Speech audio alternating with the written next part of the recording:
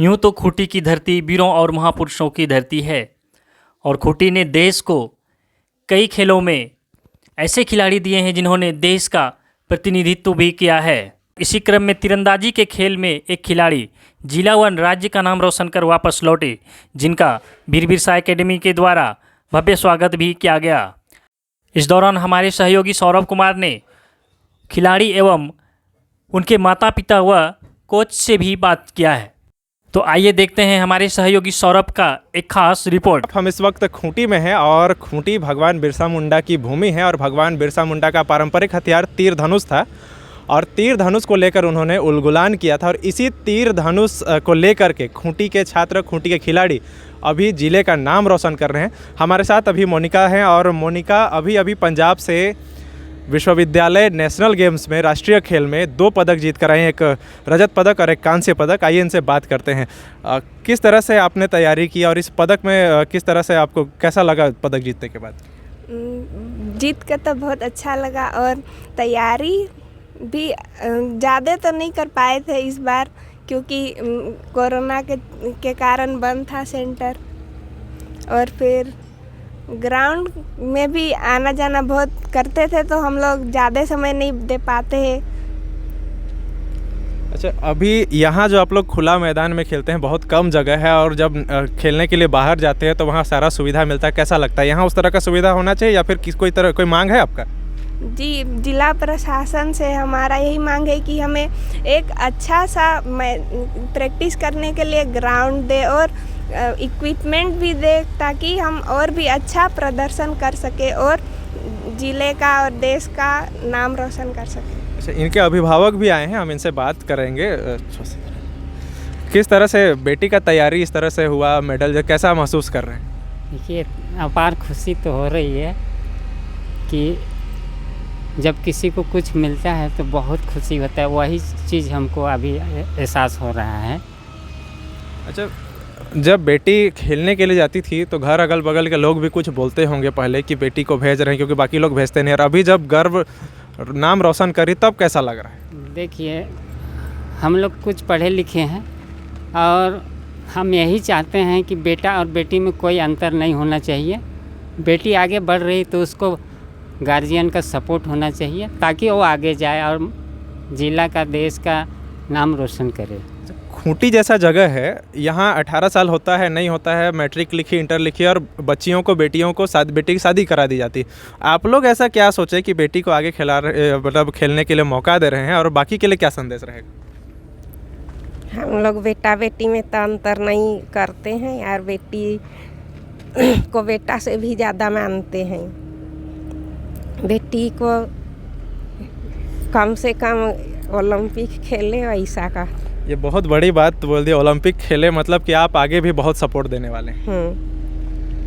लेकिन हम लोग के पास उतना पैसा नहीं है, रिकर्व कह रही है लेकिन खरीदने नहीं सक रहे हैं। अच्छा, रिकर्व बोल रहे, खरीदने नहीं सक, कितना दाम है उसका आप लोग पता किए?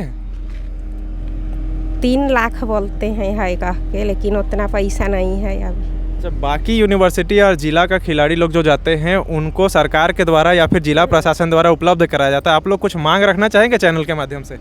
हाँ, अगर मेरा बेटी को रिकर्व मिल जाता तो और अच्छा करती। तो ये मोनिका की माँ थी और इनका साफ कहना है कि बेटा बेटी में हम लोग अंतर नहीं करते हैं और ये खूंटी जैसे जगह में इस तरह के अभिभावक का होना बहुत बड़ी बात है और इनसे सीख लेकर बाकी खिलाड़ियों को भी अपनी खेल पर ध्यान देना चाहिए।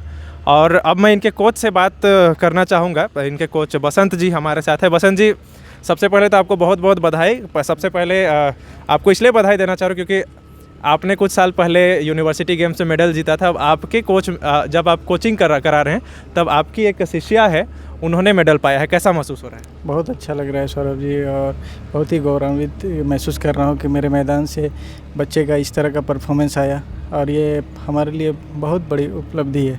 और इसका सपना भी है कि ओलंपिक खेले दीपिका की तरह। दीपिका को एक आइडल मान के ये प्रैक्टिस करती है और किसी भी चीज़ में कोई कमी नहीं है इसका।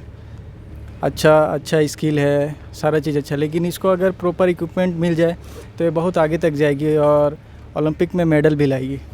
इक्विपमेंट का जहाँ तक बात होता है, जब भी हम लोग यहाँ आते हैं या फिर इस तरह की बात होती है खूंटी के खिलाड़ियों की, तो इक्विपमेंट की भारी कमी, इसका ये कमी कहाँ से दूर होगा? कमी जैसे प्रशासन भी हम लोग को आश्वासन शुरू से देते आई है, लेकिन अभी तक कुछ दिया नहीं प्रशासन ने हमें। अगर प्रशासन भी हमें इक्विपमेंट दे दे, या हमारे खूंटी के एमपी महोदय हैं, वो भारतीय तीरंदाजी संघ के अध्यक्ष भी हैं, अगर वो भी प्रोवाइड करा दे तो ये भारतीय तीरंदाजी संघ के अध्यक्ष होने के नाते यहाँ से और भी बच्चे, ये तो पहली बच्ची है, और भी बहुत सारे बच्चे जिन्होंने नेशनल पे पदक भी प्राप्त किया है।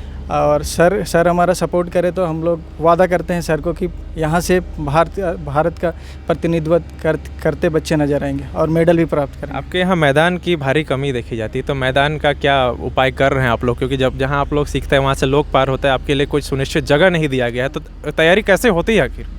डिस्टर्बेंस तो होती है सौरभ जी। इसमें क्या है कि हम लोग बीच में फिर रस्सी बांध के मैदान के कैप्चर के कोई गाड़ी ना घुसाए, कोई पैदल ना जाए, उस तरह का बहुत समस्या होती है। बार बार कभी ग्राउंड के बीच में ही किसी गाड़ी लेके कोई आ जाता है, गाड़ी लेके घुस गया, कोई पैदल घुस गया, तो दिक्कत होती है। और ये गेम तीर धनुष का ऐसा है कि थोड़ी सी भी चूक होगी तो किसी को भी लग सकती है। ये जो ग्राउंड की स्थिति है वो अब हम आपको दिखाना चाहेंगे। इस तरह से ये खुले ग्राउंड में यहाँ पर तैयारी करते हैं और किसी भी प्रकार की सुनिश्चित यहाँ पर ये नहीं किया गया है कि इनका खेल कहाँ हो, कैसा हो। यूनिवर्सिटी गेम्स में नेशनल लेवल पे ये लोग मेडल लेके आ रहे हैं ये खिलाड़ी, लेकिन ये भी व्यवस्था इनके लिए नहीं है कि अच्छे से खेल सकें। यहाँ से लोग पार होते हैं, ना किसी प्रकार की बाउंड्री की व्यवस्था है यहाँ पर, ना ही जैसा ये कह रहे इक्विपमेंट की इनके पास व्यवस्था है। हालांकि खूंटी जैसे ज़िलों में जहाँ पर करोड़ों के फंड आते हैं कि खूंटी के लोगों का भला हो, खूंटी के खिलाड़ी आगे बढ़ें, लेकिन कब तक इस तरह का हाल रहेगा वो पता नहीं। जिला प्रशासन को और ख़ासकर जनप्रतिनिधि जो हैं उन्हें इस पर ध्यान देना चाहिए कि खिलाड़ियों का हौसला कम ना हो, हौसला बढ़ता रहे और आगे भी ये लोग बढ़ते रहें। आप देख रहे थे गुंजन न्यूज़। नमस्कार।